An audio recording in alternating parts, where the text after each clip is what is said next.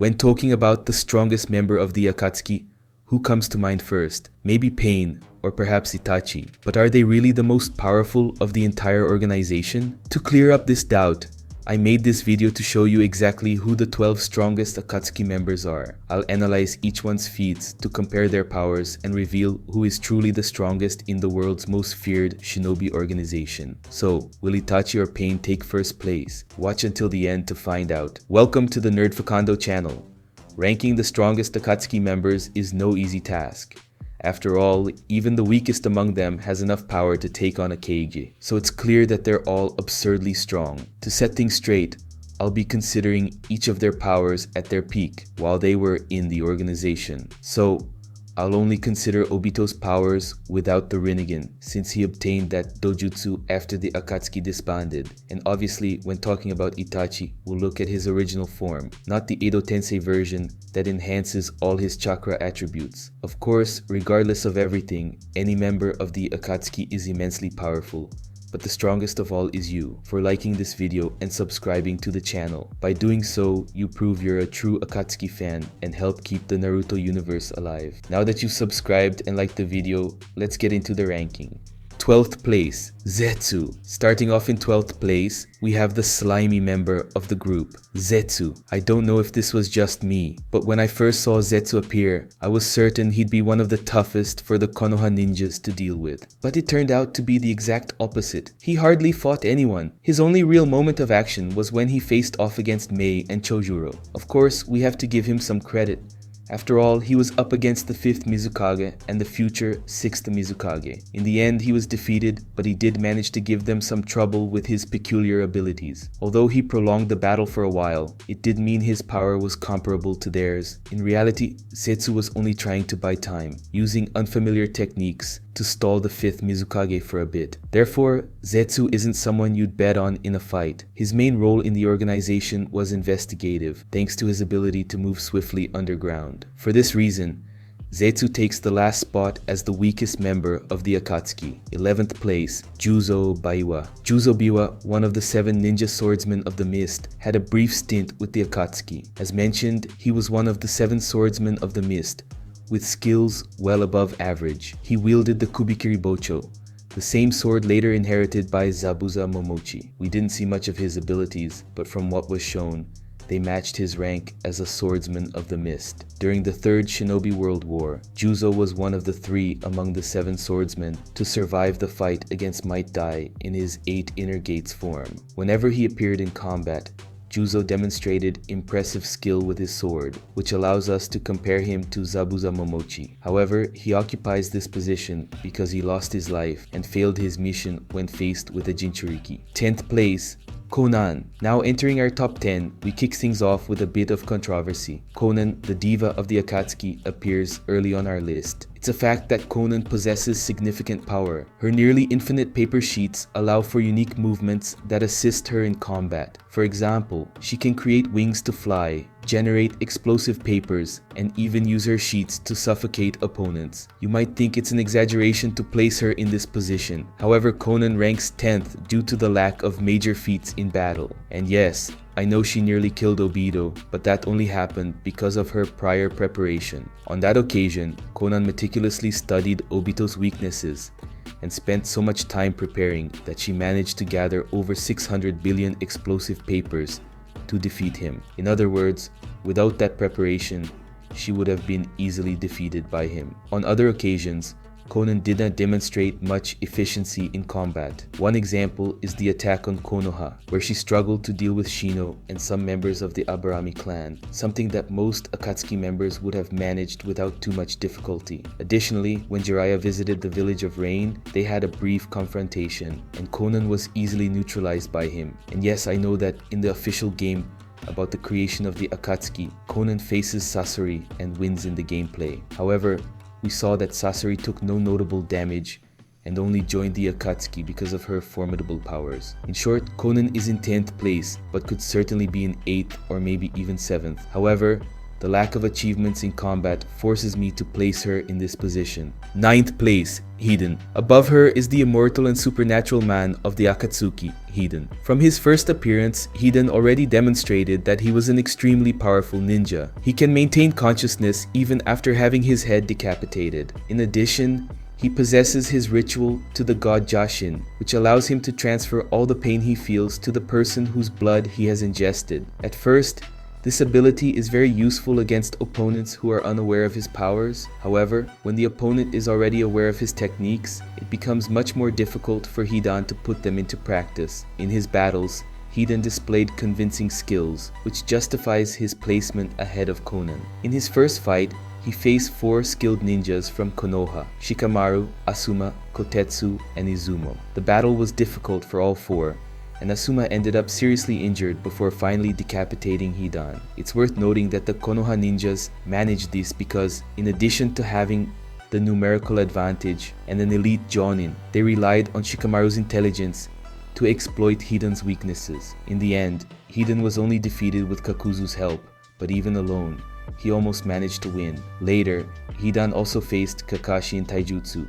showcasing how skilled he was. I would dare to say that Hidan could give Kakashi more trouble than Zabuza, since in addition to having excellent taijutsu, he possesses an immortal body that increases the difficulty for his opponent. His adversary, besides dealing with his abilities, must also avoid letting his blood fall on Hidan's scythe, otherwise we already know what he will do, right? Due to these great feats in combat, I place Hidan in a position above Conan, but only by a narrow margin. After all, our paper kunoichi is very powerful. So comment below on who you think is stronger, Conan or Hidan. 8th place, Sasori. Next, we have the Master of Puppets, who possesses various levels of power. In my opinion, there is a considerable difference between Sasori and Haiden. To defeat this little redhead, the opponent will need to work hard. First, Sasori uses his puppet Hiruko, which has an extremely agile iron tail, preventing anyone from getting close. The only way to defeat him in this form is to be a very fast ninja, strong enough to destroy Hiruko. And after all the effort to destroy this puppet, the opponent still has to face Sasori with his puppet of the 3rd Kazekage, one of the most powerful kages that ever existed. Even after defeating the 3rd Kazekage, the opponent still needs to destroy Sasori's puppet body, which has several unique abilities to defeat adversaries. The situation worsens if he uses the 100 puppet jutsu, where he summons exactly 100 puppets under his control to attack the enemy. To finally defeat him, the opponent needs to destroy Sasori's heart, otherwise he can transfer himself to any puppet he desires. And all of this is without mentioning his poisons, flames, and the immense chakra he possesses. Saying this, I even wonder how Chio and Sakura managed to defeat him. In any case, regardless of everything, Sasori takes our 8th position. 7th place, Deidara. Indeed, just imagine how strong the Akatsuki must be for Deidara to only take the 7th place. This blonde has such absurd feats that I place him above Sasori. After all, he was responsible for capturing Gaara, one of the most powerful Jinchuriki. In his last fight, Deidara managed to face Sasuke himself, who at that moment was already highly skilled thanks to his Sharingan and 3 years of training with Orochimaru. To give you an idea, Deidara only lost because Sasuke is a true genius in combat. If he hadn't understood Deidara's abilities, he would have been easily defeated. Deidara has numerous skills with explosive clay, creating clay creatures that explode on enemies. But what really puts him on another level is his C4, which allows him to launch microscopic bombs inside his opponent's body to explode them from the inside out. Without a doubt, this ability places Deidara at a level far superior to Sasori.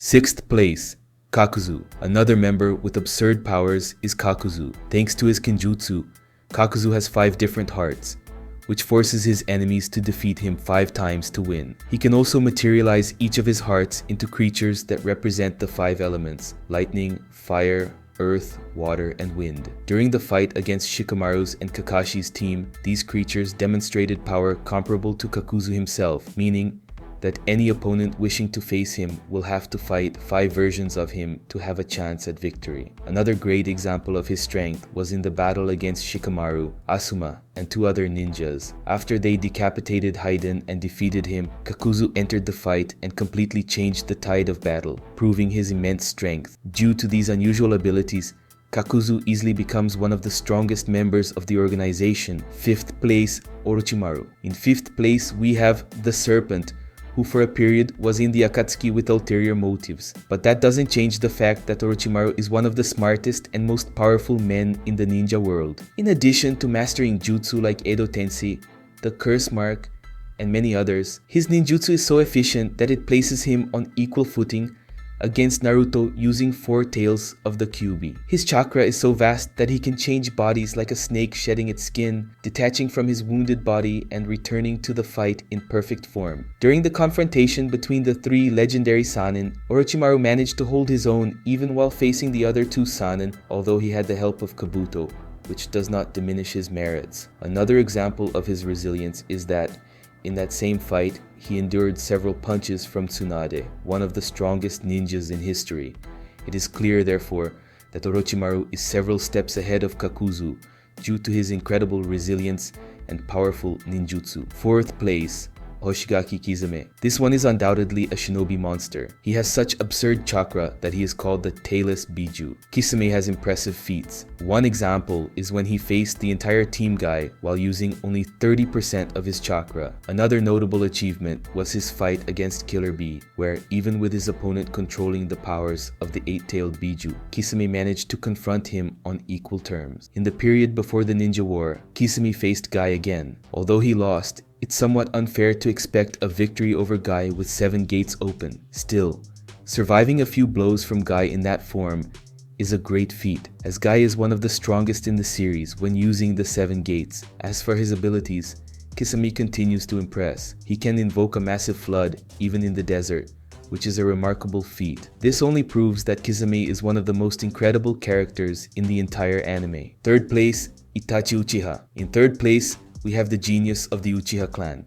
Itachi is well-rounded. He possesses exceptional ninjutsu, taijutsu, and genjutsu. He becomes a true monster when using the Mangekyo Sharingan, which allows him to summon a Susanoo equipped with the sword of Totsuka, capable of sealing anything it touches. Additionally, he has Amaterasu, black flames that burn for days, and the powerful Tsukuyomi, a genjutsu that completely controls the opponent's mind. An example of this was when he used this technique on Kakashi, making him experience 3 days in the genjutsu. Itachi not only has these powerful genjutsus and ninjutsus, he is also an excellent taijutsu user, rivaling Kakashi in hand-to-hand combat. It is clear that the Uchiha clan prodigy is well-rounded, being formidable in ninjutsu, taijutsu, and especially genjutsu.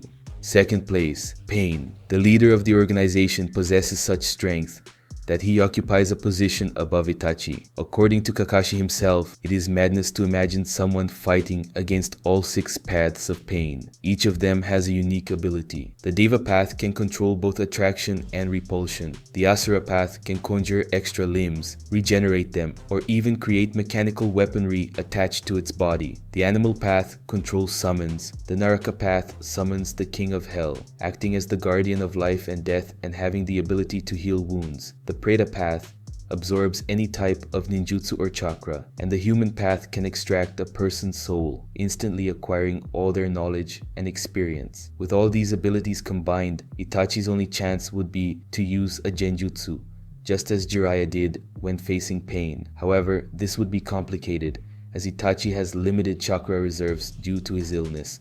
In a direct fight against all the Pains, he would have a significant disadvantage and would hardly be able to defeat them all. For this reason, Pain occupies 2nd place on our list. 1st place, Obito Uchiha. Exactly, Obito manages to be even stronger than Itachi and Pain, and I'll explain why. When he was young, Obito was trained by none other than Madara, which provided him with a significant power boost. As soon as he awakened his Mangekyo Sharingan, he already demonstrated enough strength to defeat several Jonin from the mist, and keep in mind, he was still very young. Another impressive feat was when he faced Minato Namikaze, one of the most powerful Kegis to ever exist. With his Mangekyo, Obito has full access to Kamui, which allows him to move freely through the Kamui dimension and become intangible for up to 5 minutes, avoiding any attack. But he doesn't limit himself to Kamui. as he also possesses formidable genjutsu. Early in the Akatsuki, he placed the 4th Mizukage under a genjutsu, controlling all of his actions and becoming a sort of shadow Mizukage. Putting a Kage under a genjutsu of that level for so long is proof that his skills are on par with Itachi's. Moreover, Obito is extremely intelligent in combat. When he faced 2 Anbu from the Konoha Foundation,